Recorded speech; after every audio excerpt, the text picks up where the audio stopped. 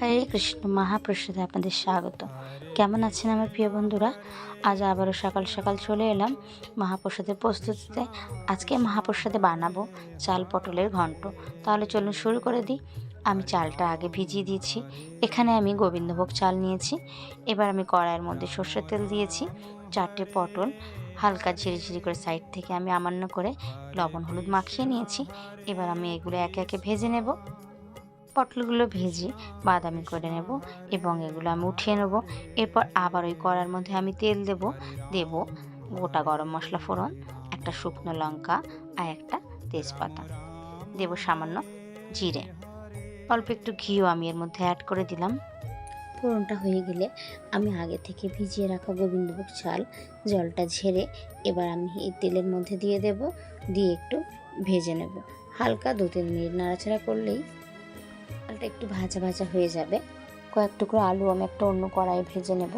ভিডিওটা আমি অন করতে ভুলে গেছিলাম, তাই আলু ভাজাটা আপনাদের দেখাতে পারলাম। তাও আমি বলে দিচ্ছি, একটা মাঝারি সাইজের আলুকে 4 টুকরো করে লম্বা লম্বি ফালি করে আমান্য করে নেবেন এবং একটা লবণ আর হলুদ মাখিয়ে ভেজে নেবেন।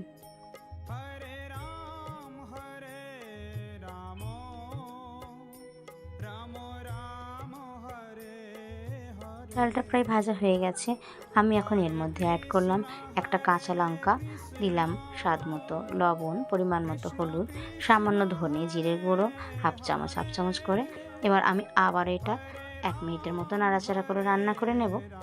1 মিনিট পর আমি এর মধ্যে দিয়ে দেবো কয়েকটা কাজু আর দেবো কয়েকটা কিশমিশ। এটা দিয়ে আরও 30 সেকেন্ডের জন্য আমি নাড়াচাড়া করে নেব। দেব এর মধ্যে আমান্য করে রাখা একটা টমেটোটা দিয়েও আমি আরেকটু নাড়াচাড়া করে নেব। এই সমস্ত মশলাটা কষাতে খুব সুন্দর একটা গোবিন্দভোগ চাল, কাজু কিশমিশ মশলার সুন্দর ঘ্রাণ এসছে। এখন আমার বুঝতে হবে যে হয়ে গেছে এই মশলাটা কষানো। এবার আমি এর মধ্যে দিয়ে দিলাম পরিমাণ মতো গরম জল। অবশ্যই গরম জল দিতে হবে।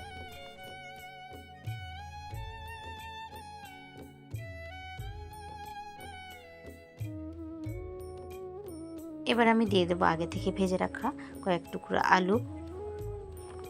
সেদ্ধ হওয়ার জন্য মিনিট 10 এটাকে আমি ঢাকা দিয়ে রান্না করে নেব। 10 মিনিট পরে যখন এটা খুব ভালো করে ফুটে উঠবে এবং আলুটাও প্রায় সেদ্ধ হয়ে আসবে, তখন আমি দিয়ে দেব ভেজে রাখা পটল।